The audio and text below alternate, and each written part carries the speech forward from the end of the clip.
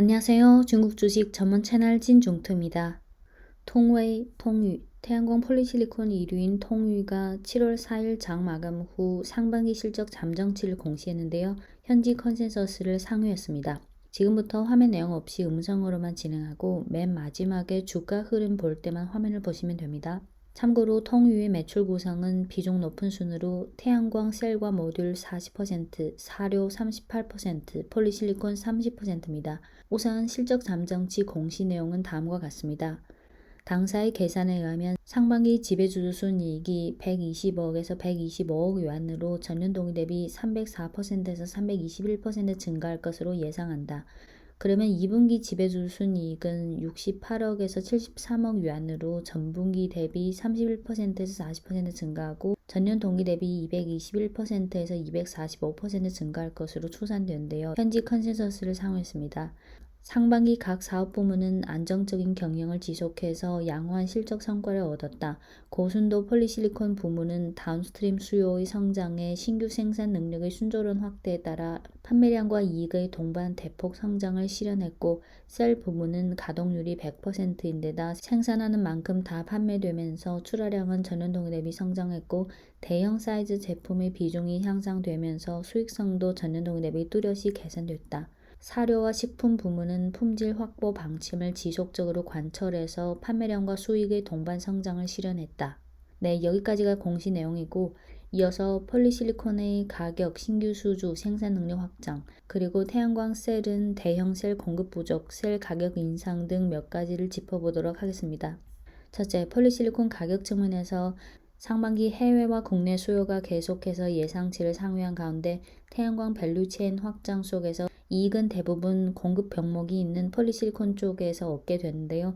2분기 통유의 폴리실리콘의 톤당 순이익은 약 13.5만 yuan으로 전분기 대비 10% 증가할 것으로 추산됩니다. 하반기는 미국과 유럽 시장의 수요와 폴리실리콘 공급 이슈 등 배경하에 3분기는 수요와 가격이 동반 향상될 것으로 보이므로 통화의 수익성도 계속해서 호조를 유지할 것입니다. 7월은 국내 폴리실리콘 업체 중 통유를 제외한 5개 업체가 유지 보수를 할 예정이므로 3분기는 폴리실리콘 공급이 좀 부족할 가능성이 높고, 글로벌 수요가 좋은 상황에서 폴리실리콘 가격은 여전히 고공행진을 유지해 갈 것으로 보입니다. 이어서 4분기에 가서는 폴리실리콘 공급이 타이트한 상황이 다소 개선될 것입니다. 둘째, 폴리실리콘 신규 수주와 관련해서 지난 7월 1일 통유는 폴리실리콘 장기 공급 계약을 2개 새로 체결했는데요. 하나는 슈앙능지에능이라는 기업과 5년간 22.25만 톤의 폴리실리콘 공급 계약을 체결했고, 또 하나는 메이커 구이능유안이라는 기업과 6년간 25.61만 톤의 폴리실리콘 공급 계약을 체결했습니다. 셋째, 폴리실리콘 생산 능력 확장 면에서 통유의 생산 능력은 2021년 말 기준 고순도 폴리실리콘이 18만 톤이고 셀이 45기가와트이고, 그 외에 신규 생산 기지인 바오토우 2기가 있는데 생산 능력은 5만 톤이고 올해 4분기쯤에 대량 양산 단계로 들어갈 수 있을 것입니다. 통유가 과거에 발표한 2020년부터 23년 4년 목표에 의하면 2023년까지 고순도 폴리실리콘 생산 능력이 35만 톤, 셀이 102기가와트까지 달성하는 것이고요. 거기에 이어서 2024년부터 26년까지 생산 능력 목표는 고순도 폴리실리콘이 80에서 100만 톤, 셀이 130에서 135기가와트입니다. 넷째, 태양광 셀 부문은 지금은 P형 태양광 셀이 주류인데요. 여기서 P형은 PERC, 즉 고효율 셀 기술인 PERC를 말합니다. 지금은 P형 태양광 셀이 주류인데 차세대 주류 기술이 N형이라서 올해는 PERC 신규 생산 능력 건설이 좀 더뎌졌는데, 최종 수요가 빠르게 성장한 상황에서 대형 PERC 공급이 부족했습니다. 지금 통유의 셀 생산 능력이 50기가와트인데 2분기 출하량이 12기가와트였습니다. 올해 4월 말부터 통유는 셀 가격을 계속 인상했는데요. 기간별로 셀 인상폭이 폴리실리콘 가격 상승폭보다 높은 경우도 있어서 셀 부문의 수익성도 향상될 것으로 보입니다. 하반기는 폴리실리콘 공급 확대 속에서 PERC의 신규 생산 능력이 여전히 없는 상황에서 수익성은 좀 더 올라갈 수 있다고 봅니다. 끝으로 통웨이 주가 흐름을 보고 갈게요.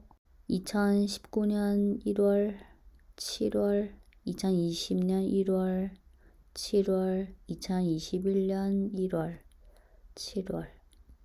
2022년 올해 1월, 4월, 7월 중국 증시가 4월 27일부터 반등하면서 많은 업종들이 덩달아 반등했는데요. 통위는 거기다 태양광 산업 호경기와 개별 호재가 겹쳐서 4월 27일부터 7월 5일까지 89% 반등했는데요. 7월 4일에 이미 작년 9월 초의 고점을 돌파했습니다. 7월 6일 오늘 한국 시간 11시 15분 기준 통웨이는 2.98% 하락 중입니다. 반등도 많이 했고 고점도 돌파했지만 앞서 말씀드린 그 몇 가지를 고려하면 7, 8월에도 주가 상승 모멘텀이 있다고 생각합니다. 하지만 중국 시황 코너에서 항상 강조드려온 점이지만 개별 종목을 볼 때 개별 재료도 물론 중요하지만 중국 증시의 전반적인 흐름을 항상 염두에 둬야 합니다. 과거 중국 시황 영상에서도 말씀드렸듯이 중국 증시가 4월 27일부터 2달 넘게 반등했는데 경기든 투심이든 상반기에 비해 하반기는 좀 개선되겠지만 2달 넘게 급반등한 만큼 7월에는 숨고르기도 하면서 등락을 거듭하는 이런 좀 쉬어가는 장세가 나올 수 있을 것 같습니다. 네, 지금까지 중국 주식 전문 채널 찐종토였습니다.